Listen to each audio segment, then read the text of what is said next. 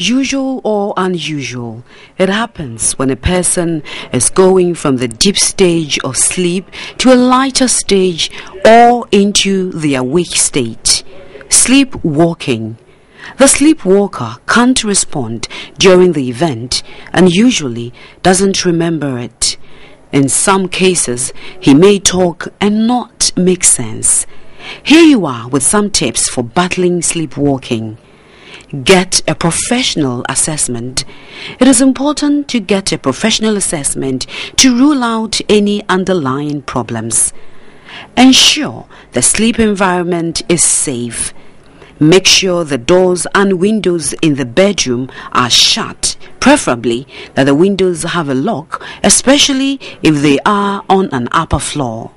It is advised not to wake a sleepwalker, for the arousal might make the person confused and disoriented. According to doctors, it is better if you just try and lead them back to their bed, or, if necessary, gently arouse them so as not to cause excessive fear or confusion when they arouse out of sleep. Use medication if necessary. Also, practice good sleep hygiene. Stresses such as sleep deprivation and psychological stresses can make sleep disorders like sleepwalking worse. So, make your bedroom or your child's bedroom calm and peaceful. Maybe take a nice bath before bed.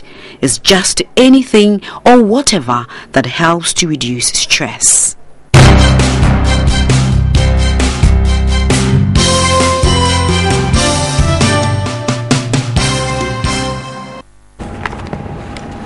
Right, very interesting images there, and I've been told that I did it myself when I was younger. Anyway, so our topic this morning on the Health Club is sleepwalking, and our expert is Dr. Kojo Mafo Obeng. He is resident in psychiatry at the Pantine Hospital. Good morning, Doc. Good morning, how are you? Not too bad, thank you for asking. How are you? I'm good. Right, so have you ever sleepwalked? Not to my knowledge, I wasn't informed as such. Okay.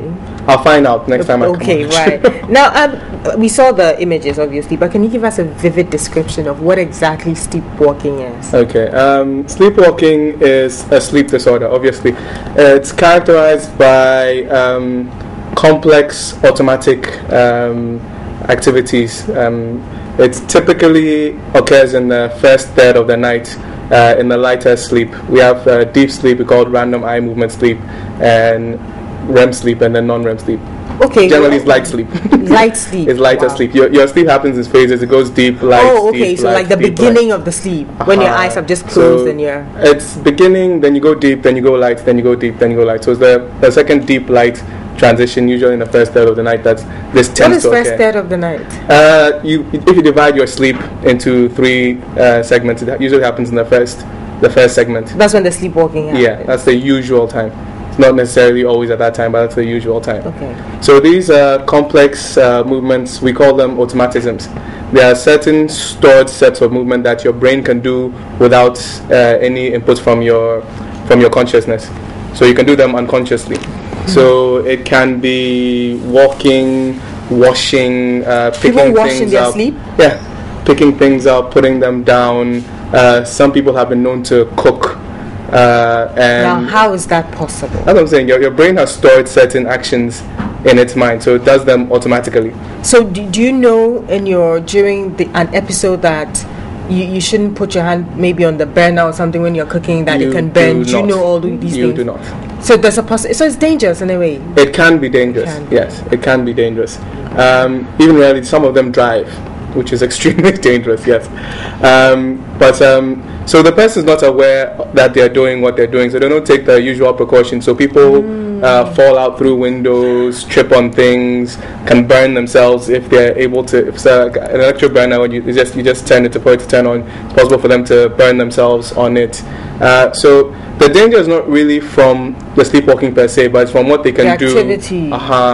whilst they're sleepwalking. Okay, so how does someone standing by know that this person is sleepwalking? Because if I went home and somebody was cooking, I'd assume that they were in their right mind. So is there anything to look out for to know that somebody's sleepwalking? Well, does it only happen at night, first of all? Because obviously there would be some things that would be strange if I were to see somebody washing deep in the night or doing any other thing at a certain odd hour. But so what time does it happen usually? For most people, it happens at night because you have to be comfortably asleep.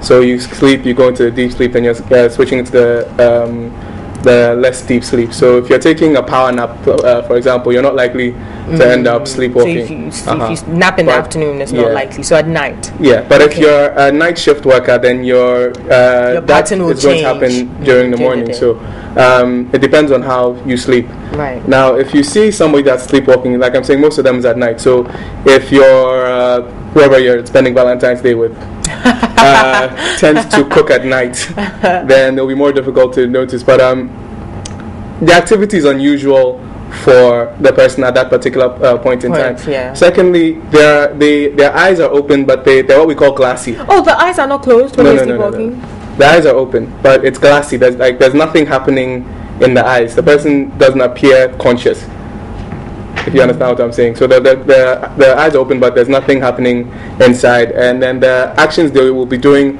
are usually not actually correct. I mean, they're cooking, but there are eggshells in the frying pan sort of thing. Okay. They're usually not correct. And then, most importantly, they cannot respond to you when you talk to them. So they can talk, but most of the time, what they're talking about, most of the time, it doesn't make sense. Most of the time, it doesn't make sense, and the person cannot respond to what you're saying to them. So they're in their own world, mumbling their own things that absolutely don't make any sense at all. Precisely. So you get home, oh, quick, Kwame, again, whatever. You're cooking for me, and then you look at his eyes, it's all glassy, there's nothing happening. He doesn't respond. Does he see you? Do they see you? No, he's asleep. And he'll have no memory of this when he gets up. Very interesting. Yeah. Wow. So what causes it? We're not exactly sure, but what we do know is that in some cases it runs in families. So family history of sleepwalking, you should keep an eye out for that. But it happens a lot in childhood, up to 17% between the years. Yeah, I think most of the images we saw were children. Yeah. But in adults, it's less frequent, it's like 4 to 10%. It can be associated with certain medical conditions, conditions that affect the mind. But generally speaking, it happens in childhood and then stops by itself. Okay. So we don't know the exact cause. Could it be maybe fatigue or stress or? That is what we would say precipitates it. If you are at risk of having that and then you are sleep deprived, you overwork yourself and then you finally get into sleep, you're more likely to have it. If you go out drinking, you're more likely to have it. So alcohol is not good for it. And other depressant drugs. If you are pregnant, it's more likely to happen. Menstruating is more likely to happen. Why? The hormonal changes during these phases, they are capable of doing all sorts of amazing things. Amazing things. I like that. This is an amazing thing, isn't it? Wow. Yeah. So, how do you help somebody? What do you do? Do you tap them? Do you shake them awake? What do you do when you see somebody sleepwalking? Okay. So the first thing to keep in mind is to make sure they are sleeping somewhere safe. So if you have somebody that's sleepwalking and they're on the first floor or second floor of the building, that's a bad idea. It's best to get them on the ground floor so they don't hurt themselves falling down the stairs or anything like that. You shouldn't leave them in a room with open doors or windows so that at least they'll be contained in the room when something happens. You should avoid sleep deprivation as much as possible, drinking excessively as much as possible. And when the person is sleepwalking, you can gently guide the person back to bed. They usually go back to sleep and it doesn't happen again. Or if necessary, you can wake them up gently so that when they're awake, you take them back to bed. There's this thing that people believe that when somebody's sleepwalking and you wake them up, they'll be violent, aggressive, and then you'll get hurt. So never wake them up. Is that true? It happens in a very, very, very, very, very, very small number of cases. It's uncommon for that to happen with somebody who's sleepwalking. It is true that when you wake them up, they'll be drowsy and confused. but it's not a condition that's typically associated with that sort of violent behavior. So you can wake the person up. Okay. And then because it's better that you, if you're not able to guide the person to bed, it's better that you wake the person up than allow the person to hurt himself by continuing to sleepwalk. Is there any medication that one can take to treat or even cure it? Like I'm saying, these conditions tend to go by themselves. As you grow older. As you grow older, and if it hasn't gone by itself, and it's continuing to occur as you grow older, then we need to check you out fully. Check out your neurological system, that's your brain and your nervous system, to make sure that there isn't something else which is leading to the sleepwalking. Generally speaking, with these sorts of conditions, we like to avoid medications as much as possible. So if it's a situation where the person is likely to hurt themselves or has hurt themselves in the past, then we would look to giving some medications to help maintain the sleep so that the person doesn't sleepwalk. But generally, we'll take these other measures of harm prevention and then let it stop when it stops. Right. There's a perception that some psychiatric disorders could also be an underlying cause for sleepwalking. Is there any truth to it? There hasn't been any evidence to show, any research to show that there is a link. The link is with neurological disorders, so maybe seizures or maybe a tumor in the brain, that sort of thing, but it's not with psychiatric disorders per se. Right. How long does an episode last? Can someone sleepwalk for, say, 2-3 hours, or is just a few minutes or a second? Generally, the length is 15 minutes to 2 hours. So it can go on for 2 hours. So they can do whatever activity that they're doing for 2 hours. For 2 straight hours. Yes. Is it advisable to leave them be, to let them do whatever? Do they go back to bed on their own sometimes? Do they finish cooking or washing or whatever activity they are engaged in and then go back to bed like nothing is happening? Some do, some don't make it back to their bed. So they end up sleeping somewhere else. Oh, but they sleep. Yeah, they will sleep somewhere. After it's over, they will sleep. As long as they haven't hurt themselves forcing. Do they come out of it to go to sleep, or they just sleep in that same state? They sleep in that same state. And then when they wake up, finally they wake up and they don't know how they got there. And you can't remember? No, you can't remember at all. Wow. Yes. And we don't know the cause for this amazing thing. No, we don't. Yes, I forgot to mention something. Another thing for the treatment of it, something we call sleep hygiene. So it's very important to avoid stress or to minimize stress. So during the day, it's important that you take out some period of time to think about the things that have stressed you out and try and minimize that stress. You can learn some stress management techniques. We have something called progressive muscle relaxation, which is a whole other topic on its own. Okay, but how is that done? Is it like some breathing exercise or something? You breathe regularly, but I think a bit deeper, and then it's more focused on the muscles. Okay. You relax every muscle in your body consciously, starting from the bottom going all the way up. Okay. So it's a technique that we can't get into now. Okay, we'll learn that another day. Yes. You have to sanitize your bedroom so that there's nothing that stimulates you there. So no TV, no radio. You make sure that the lights, whatever works for you. So most people, it's off. Whatever sound is there. Some people prefer quiet. Some people prefer some calming sounds. So you make sure the environment is conducive for you to sleep. Okay. Yes. And then you only go to bed when you feel sleepy. So you don't end up lying in bed for an hour doing nothing. Okay, I'm interested in that bit, but let's quickly go over to Studio A. I believe Kevin has some comments from our social media platforms, and let's hear what you have to say, and then we'll come back and talk about the sleep thing. Kevin, hi. Sandra. Hello. Yes, what are people saying? Okay, let's take some comments on sleepwalking. Nuruddin is saying, is that possible at all? Sleepwalking. Aziz Donla is saying, I have a friend who is suffering from this sickness and needs help. Okay, Sami Boache is saying, this will be wonderful. How can you sleep and walk at the same time? I think only Jesus can do this. Wow. Well, you can't sleepwalk, Sami. Let's see, Mac Righteous Sadrax is saying, are you sure Benny does not suffer from this? We'll have to ask Benny if he suffers from sleepwalking. Let's go down, take some more comments on this subject. Let's see.